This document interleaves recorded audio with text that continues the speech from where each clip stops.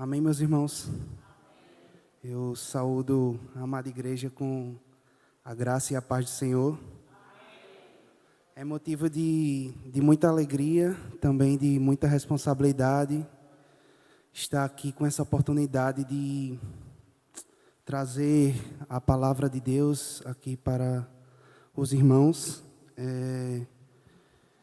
Eu quero dizer que, como muitas vezes já escutei na vida e nesse púlpito, quando o Senhor nos incumbe dessa responsabilidade, ou vamos passar, ou já estamos passando por aquilo que estudamos, né? E é uma grande verdade, porque ao longo desse mês, desde que o pastor Sérgio, na verdade eu me voluntariei, né, para estar ajudando, o Senhor colocou essa palavra no meu coração e eu venho vivendo tudo isso aqui que Deus vai expor a nós essa noite. E confesso aos irmãos que em muito tenho falhado e é muito difícil a caminhada na vida cristã, mas servimos a um Deus que é misericordioso e suas misericórdias se renovam a cada manhã nas nossas vidas. Amém? Eu queria que os irmãos abrissem suas Bíblias no livro de Lucas, no Evangelho segundo Lucas, no capítulo 9. Nós vamos nos ater hoje a essa porção das Escrituras e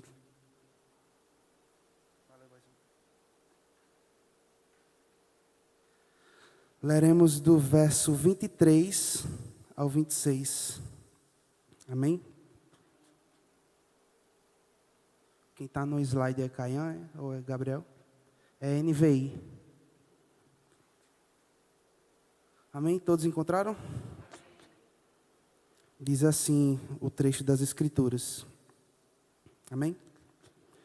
Disse ele à multidão: se alguém quer ser meu seguidor, negue a si mesmo, tome diariamente a sua cruz e siga-me. Se tentar se apegar à sua vida, a perderá. Mas se abrir mão da sua vida, por minha causa, a salvará. No verso 25. Que vantagem há em ganhar o mundo inteiro, mas perder ou destruir a própria vida?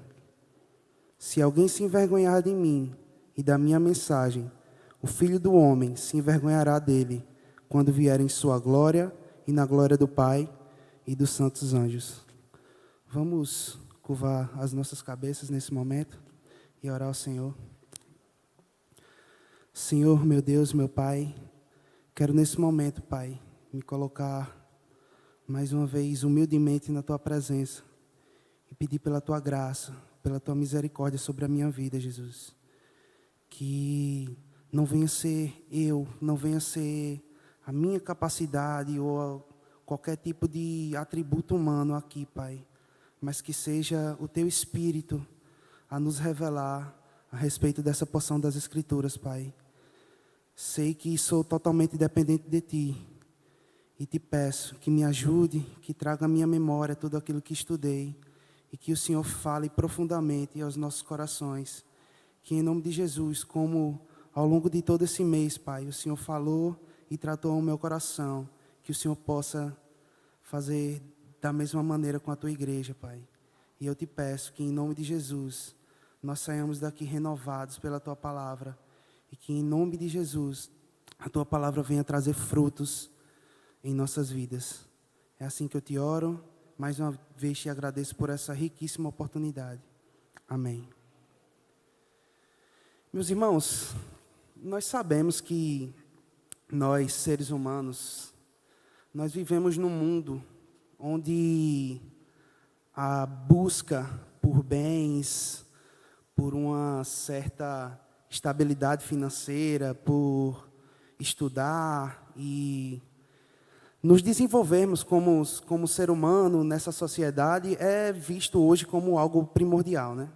Isso não é novidade para ninguém. E se fizermos uma breve análise nas nossas vidas, desde que somos jovens, desde que somos crianças, somos justamente ensinados isso, que temos que estudar, que devemos ter dinheiro, ter sucesso, buscar justamente todas essas coisas para que possamos atingir um grau de sucesso na sociedade, né?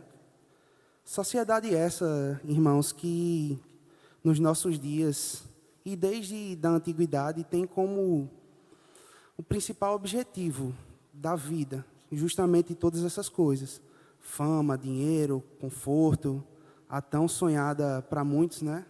Estabilidade financeira. E hoje, se nós chegarmos para qualquer jovem, eu desafio os irmãos a depois fazerem isso e perguntar: qual é o maior sonho da sua vida? Com certeza vamos escutar todas essas coisas.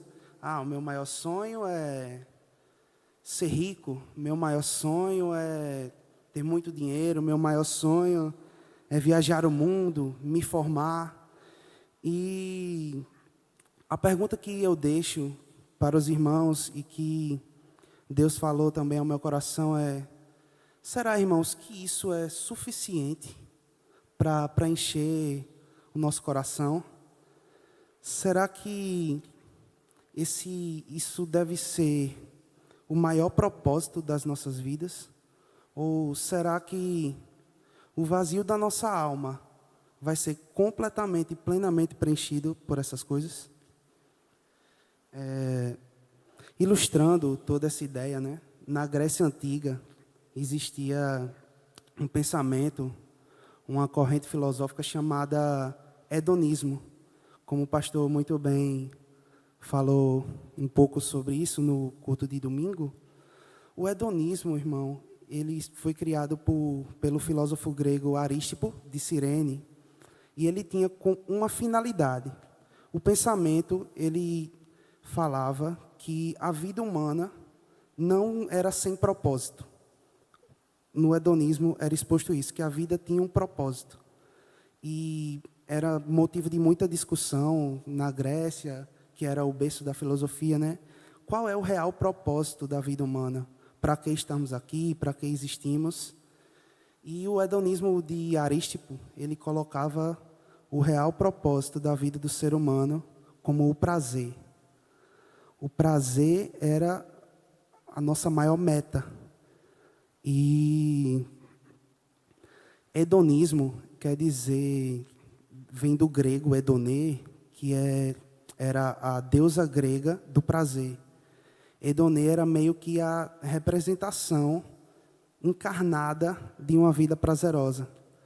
E se observarmos hoje na nossa sociedade, como muito bem, mais uma vez eu repito, foi pregado domingo, nós vemos que é isso que o ser humano caído busca, em sua busca incessante e incansável por essas coisas desse mundo, para encher a sua alma por algo que vai gerar a ele prazer.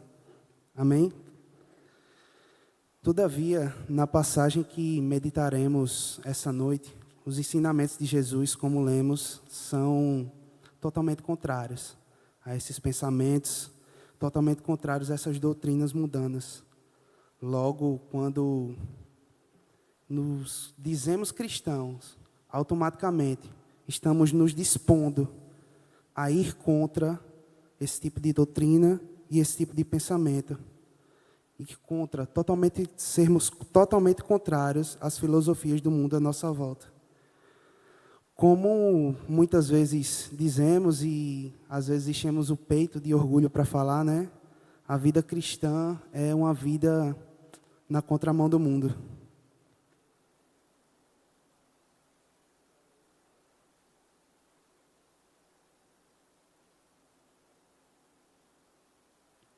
E tendo isso em vista, eu gostaria de observar, juntamente com os irmãos, 3 ensinamentos que Jesus ele nos deixa nesses versos que lemos anteriormente, para que nós possamos seguir e sermos edificados por eles. O primeiro ensinamento é que devemos mortificar o nosso eu.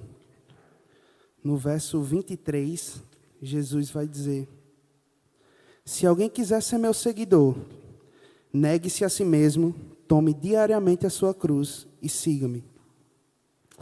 Eu gostaria de dividir, irmãos, a análise desse versículo em duas partes. A primeira, quando ele vai até: se alguém quer ser meu seguidor, negue-se a si mesmo.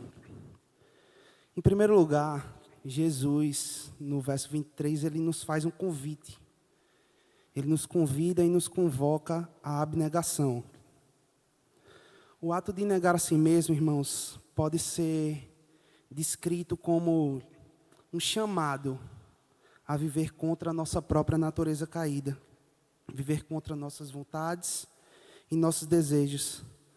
E eu acredito que, se formos muito sinceros com nós mesmos, nós sabemos quais são os desejos pecaminosos que temos, nós sabemos quando caímos. Então, isso é uma grande verdade. Devemos entender aqui que Jesus ele não está falando sobre algo apenas momentâneo. Ele está falando sobre algo radical, uma convicção radical, irmão. Não é apenas uma negação superficial. Ele está falando sobre algo definitivo nas nossas vidas. É importante que fique claro, irmãos, que ninguém é capaz de conquistar a salvação por mérito próprio. Ou seja, quando Jesus está discursando aos seus discípulos e à multidão, nesse verso, ele aqui não está falando sobre filiação. Ele está falando sobre discipulado. São dois assuntos distintos que nós precisamos entender. Para que fique claro, a filiação, ela pode ser compreendida como um ato da graça soberana de Deus que atinge os seus eleitos, e esses eleitos são adotados como filhos por intermédio do sacrifício de Cristo. Ou seja, depois que somos justificados, depois que nos tornamos filhos, aí sim, nós estamos aptos a ser discípulos. Logo, nós não temos como viver essa vida de abnegação, essa vida de negar a si mesmo, se antes não tivermos sido alcançados pela irresistível graça de Deus. É impossível que procuremos nas pessoas do mundo tal tipo de característica, porque não tem como viver uma vida no discipulado de Cristo se você não for filho de Deus, se você não for adotado por tão grande graça. E eu queria dizer também que podemos entender que a abnegação, o negar a si mesmo, ele é um reflexo da obra redentora de Cristo na vida de quem já foi justificado por Ele.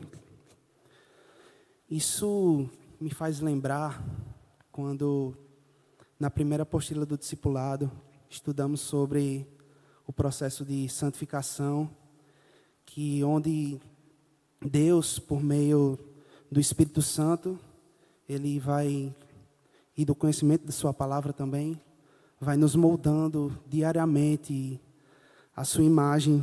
E quando temos esse simples conhecimento, irmãos, conseguimos entender exatamente o que Jesus estava dizendo aos seus discípulos e à multidão. Negar a si mesmo é justamente o que acontece dentro desse processo.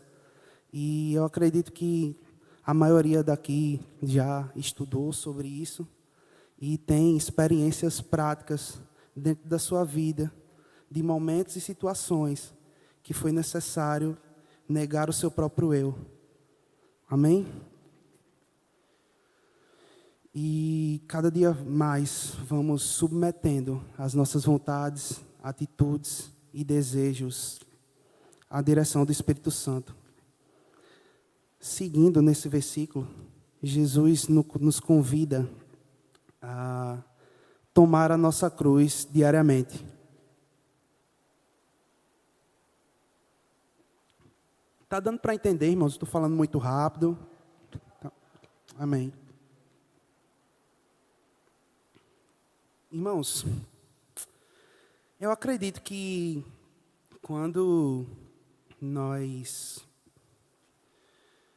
escutamos essa frase, tomar a nossa cruz, tomar a sua cruz diariamente, em primeiro lugar, nas nossas mentes, pelo menos na minha, a cena que eu imagino é de alguém que é condenado e está ali sendo forçado a levar a sua cruz até o local onde será executado. Alguém que se vê forçado, irmãos, impelido, obrigado a levar a sua cruz até o seu local de execução.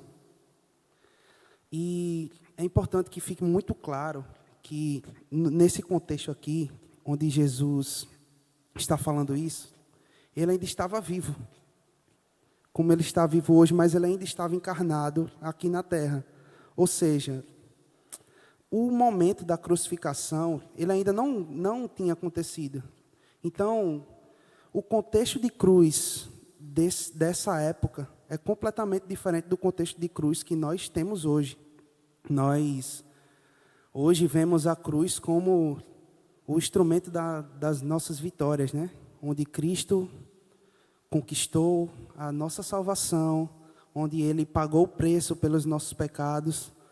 E para nós cristãos, a cruz é vista como um símbolo de vitória, um símbolo máximo. Eu queria que a gente fizesse uma breve reflexão, trazendo para os dias de hoje, desse cenário que eu falei, de alguém que é condenado à morte. A gente sabe que no nosso país, por exemplo, não existe esse tipo de condenação, mas em outros países sim. Em países como os Estados Unidos, por exemplo, a pena de morte acontece, né, em casos mais graves, casos hediondos. E lá o meio de execução, via de regra, é a cadeira elétrica, né? E eu queria que a gente fizesse um breve exercício mental de imaginar como se Jesus estivesse dizendo: se você quiser me seguir, ser meu discípulo, tome a sua cadeira elétrica e siga-me. E é justamente isso, irmãos. A cruz, ela era um instrumento de vergonha. Os condenados à morte de cruz, eles eram as piores pessoas da sociedade. E a gente sabe que carregar a cruz era um ato de ser humilhado. Você tinha um caminho, né, até a sua execução, e as pessoas iam jogando coisas em você. E a gente tem até algumas imagens de pessoas, imagens na nossa cabeça, né, que vimos em filmes e outras coisas, de pessoas carregando ali a sua cruz e com roupas, mas muitos historiadores dizem que as pessoas eram levadas nuas nas ruas, forçadas a carregar a sua cruz, forçadas a carregar a sua vergonha. E a cruz era um instrumento de completa humilhação, destruição moral. Era você ser humilhado no maior grau de humilhação que existia. Sabendo disso, irmãos, entendemos que o que esse condenado, ele faz por obrigatoriedade, por ser forçado, o discípulo de Cristo, ele faz voluntariamente. Ele aceita de forma voluntária a dor e a perseguição que certamente sofrerá por ser um discípulo. Podemos ver essas verdades nas Escrituras Sagradas, na vida de tantos e tantos irmãos que voluntariamente se disporam a ser contra as filosofias desse mundo por amor ao Evangelho. Como o apóstolo Paulo, quando escreve a seu filho na fé Timóteo, em 2 Timóteo, no capítulo 1, verso 12. O apóstolo diz assim: por essa causa, o Evangelho, também sofro, mas não me envergonho, porque sei em quem tenho crido, e estou bem certo que Ele é poderoso para guardar o meu depósito até aquele dia. E quando eu estudava para preparar essa mensagem, estudando sobre as verdades que Cristo ele nos expõe nesse trecho da sua palavra, muito me impactou, irmãos, as palavras do pastor William Hendrickson, quando em seu comentário ele parafraseia esse versículo 23 que estamos nos atendo agora, da seguinte forma: se alguém deseja ser considerado meu discípulo, então de uma vez por todas deve dizer adeus ao seu ego, decisivamente aceitar a dor, a vergonha e perseguição por amor de mim e de minha causa, dia após dia.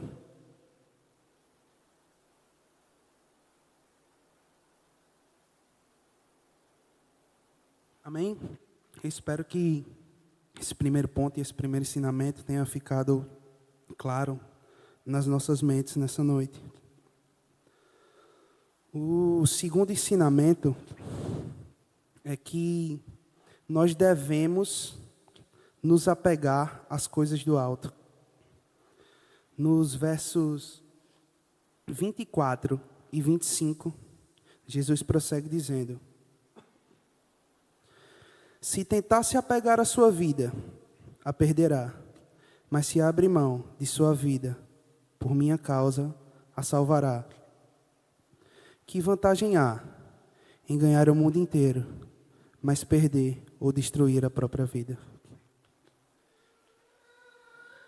Nesse momento de seu discurso, irmãos, Jesus ele faz um forte contraste entre as coisas eternas de Deus e as coisas passageiras desse mundo. Ele está confrontando aqui a busca natural de nós, seres humanos, pela autopreservação e pelo autoengrandecimento. E todas as coisas que a gente já discorreu sobre esse assunto nessa noite. Como sabemos, irmãos, e já falamos, o homem caído, ele está centrado em si mesmo. Ele é o centro do seu próprio mundo, das suas próprias decisões e ações. O homem caído, ele, por natureza, tem a tendência a querer salvar a sua vida. Ou seja, ele quer construir para si a sua própria identidade, segurança e até mesmo a salvação fora de Deus. E reflexo disso, nós podemos ver na nossa sociedade inúmeras falsas religiões e falsos deuses que o homem procura para colocar no lugar de Deus. E é muito interessante o que João Calvino fala a respeito disso, sobre esse vazio do coração do homem, que ele diz que o coração do homem é uma incessante fábrica de ídolos. Ídolo, irmãos, não é apenas um símbolo de madeira ou de gesso. Um ídolo, a gente aprende, e acredito que todos saibam disso também, é tudo aquilo que ocupa o lugar de Deus nas nossas vidas, independente do que seja. No entanto, na lógica do Evangelho, quem quiser salvar a sua vida dessa maneira, a perderá.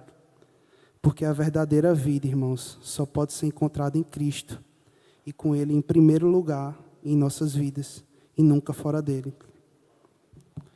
Essa é a grande inversão, irmãos, do reino de Deus em relação às doutrinas desse mundo. O discipulado, diferente desse mundo, ele não está na autossuficiência, ele não está no poder do nosso eu, mas ele está na rendição total a Cristo. O homem pode ganhar o mundo inteiro e ainda assim perder a sua alma. Ou seja, toda a busca incessante daqueles que não abrem mão da sua vida. Ainda que eles conquistem tudo que esse mundo pode oferecer, irmãos. Riqueza, fama, sucesso, muito dinheiro. No fim, eles serão encontrados como incapazes de pagar o preço pela sua própria alma. Essas verdades me fazem lembrar da parábola do rico insensato, que está contida em Lucas 12, do 13 ao 21, onde aquele homem acumula riquezas, a sua safra era tão grande que ele não tinha celeiros suficientes, irmãos. E na parábola descreve que ele olha e pensa, não, eu vou construir mais celeiros para que eu possa guardar toda essa safra colhida, e no final eu vou me sentar, me orgulhar de tudo que eu conquistei. E, entretanto, Deus entra em cena dizendo a esse homem, louco, esta mesma noite sua alma será exigida. Então, quem ficará com tudo que você preparou? Eu gostaria, irmãos, de deixar claro que buscar conforto, estabilidade, nós nos dedicarmos à nossa vida acadêmica, ao nosso trabalho, nossos estudos, nada disso é pecado, nada disso é visto com maus olhos da parte de Deus. Eu queria que nessa noite a gente entendesse que o foco dessas passagens é justamente a centralidade do coração do homem. Aquele que tem Cristo como sua vida, como centro da sua vida, meus irmãos. Ele entende que as coisas desse mundo são passageiras. Seu coração não tem segurança nas riquezas, ou nas realizações, ou num título de mestrado, de doutorado, mas o seu coração está seguro e firmado na vontade de Deus e na esperança eterna. Diferente do rico insensato que acumulava riquezas e achava que tinha pleno controle do seu futuro e da sua alma, o verdadeiro discípulo de Cristo, ele entende que a vida pertence ao Senhor e tudo que ele possui é graça e deve ser usado para a glória de Deus, para glorificar a Deus. Como diz o apóstolo Paulo aos Filipenses, em Filipenses 3, do 7 ao 8, o apóstolo Paulo vai dizer: contudo, o que para mim era lucro, passei a considerar como perda por causa de Cristo. Mais do que isso, considero tudo como perda, comparado à suprema grandeza do conhecimento de Cristo Jesus, o meu Senhor, por qual eu perdi todas as coisas. Eu as considero como esterco para poder ganhar a Cristo. No seu terceiro ensinamento, eu coloquei como que devemos ter orgulho do Evangelho. Amém? Os irmãos estão anotando aí os ensinamentos na mente? Glória a Deus. Devemos ter orgulho do Evangelho, irmãos. No verso 26, Jesus vai prosseguir dizendo: se alguém se envergonhar de mim e da minha mensagem, o Filho do Homem se envergonhará dele quando vier em sua glória e na glória do Pai e dos santos anjos. Irmãos, mais próximo do fim do seu discurso, Jesus, ele agora nos fala sobre justamente esse dever de não nos envergonharmos do Evangelho. Sabemos que o cristão regenerado, ele é justificado e transformado e cada dia mais santificado pelo Espírito Santo. Ou seja, ele ama e confia na palavra de Deus, irmãos. E eu queria dizer que Cristo, ele é digno de ser confessado publicamente. Na confissão de fé de Westminster, por exemplo, que é a confissão dos presbiterianos, ela afirma que nós cristãos devemos confessar Cristo abertamente diante dos homens. Isso implica que nossos valores, nossas atitudes, nossa postura e até mesmo a nossa fala, eles devem estar alinhados com os preceitos do Evangelho. E temos que estar ciente que existem várias e várias maneiras, irmãos, de nos envergonharmos do Evangelho. Nos envergonhamos quando não queremos que as pessoas saibam que somos cristãos. Nós nos envergonhamos quando não queremos que as pessoas saibam que amamos a sã doutrina, que amamos a Cristo. Quando colocamos o conceito dos homens, o que tal pessoa vai pensar de mim, acima da fé que professamos. Quando nos omitimos, ou em qualquer situação, omitimos a nossa fé. E eu queria me ater mais nessa parte de quando pensamos o que tal pessoa vai pensar de mim, se ela souber que eu sou cristão. E pedir que os irmãos abram suas Bíblias em Gálatas, capítulo 1, verso 10. Paulo, mais uma vez, ele vai dizer: acaso busco eu agora a aprovação dos homens ou a de Deus?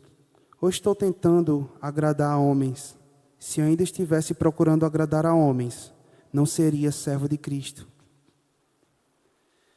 Precisamos entender que Jesus, ele está colocando o ato de se envergonhar dele e de seu evangelho como um grave pecado, irmão. Como uma prática de quem não é visto como seu discípulo. E se vivemos uma vida na prática deste pecado, nos envergonhando de Cristo e de seu evangelho, incessantemente, com as nossas posturas, atitudes e omissões, isso apenas atenua, infelizmente, o quão incrédulos somos.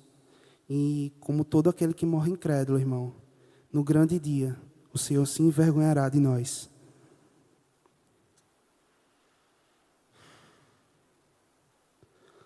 A partir do momento que confessamos a Jesus, que o temos como Senhor, Salvador de nossas vidas, devemos ter orgulho de seu evangelho, proclamá-lo com avidez, com ousadia, como muitas vezes também nos orgulhamos e enchemos o peito para dizer, em tempo e fora de tempo, com nossas atitudes e com as nossas bocas.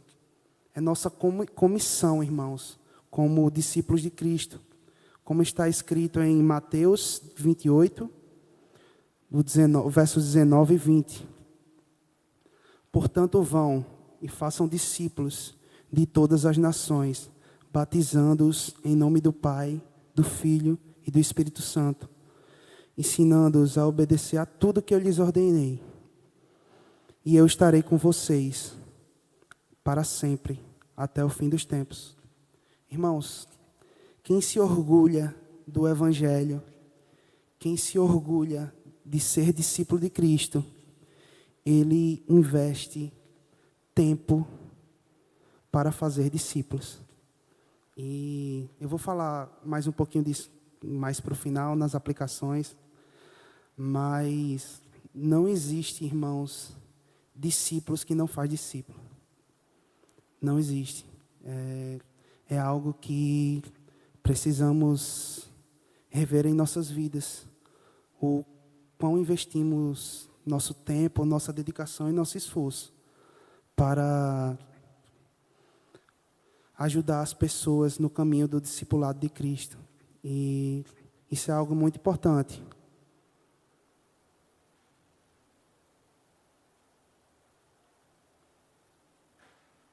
E é algo que nós precisamos pensar, irmãos. Para eu estar aqui hoje, uma pessoa dedicou a sua vida, investiu seu tempo e todos os seus recursos com amor a Cristo e a sua palavra. Então, que essa verdade seja uma verdade em nossos corações. Amém? Eu queria trazer, para não me estender mais, algumas aplicações práticas a respeito de todos esses ensinamentos que a palavra de Deus exposta trouxe aos nossos corações. E aqui vai estar de forma direta aos irmãos, mas eu me incluo nisso e não estou isento, irmãos, dessa responsabilidade e dessa advertência. Amém? No primeiro ensinamento, que diz, devemos mortificar o nosso eu,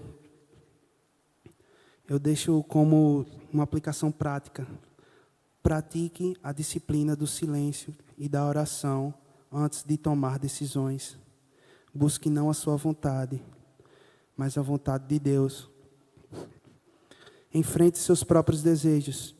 Pergunte-se, essa escolha glorifica a Deus ou satisfaz apenas a minha carne? Cultive a humildade. Submeta o seu ego diariamente.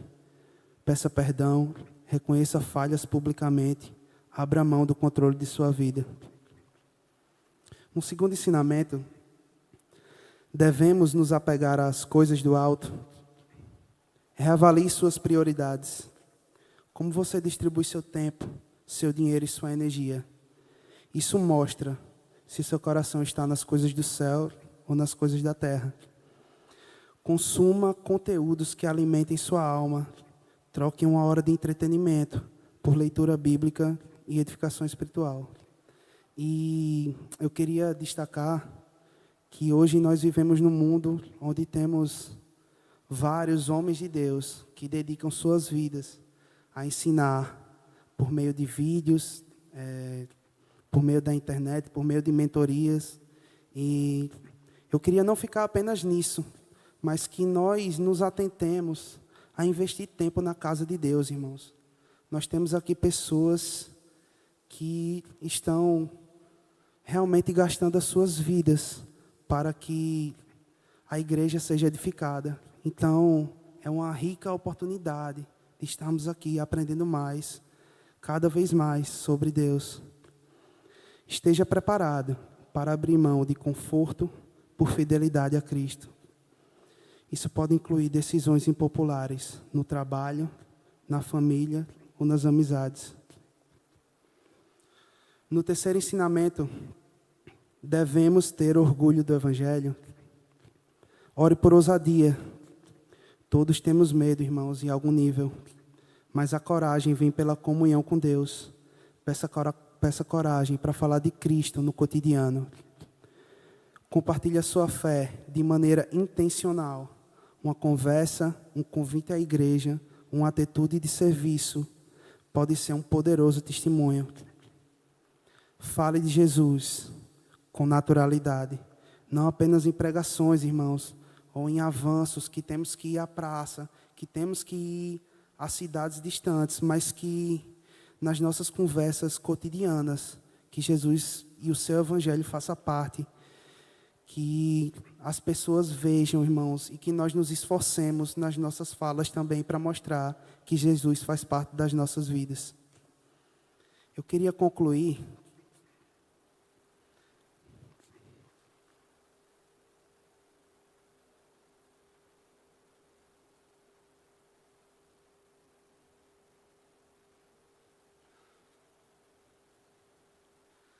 ao refletirmos, irmãos, sobre esses 3 ensinamentos que Jesus nos passa através dessa passagem, podemos perceber como o discipulado de Cristo ele nos exige uma mudança severa de perspectiva de vida e de pensamento.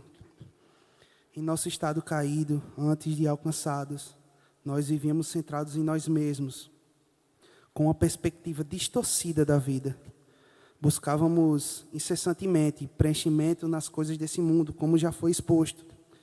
Porém, irmãos, a nossa alma, ela foi criada para se saciar em Deus.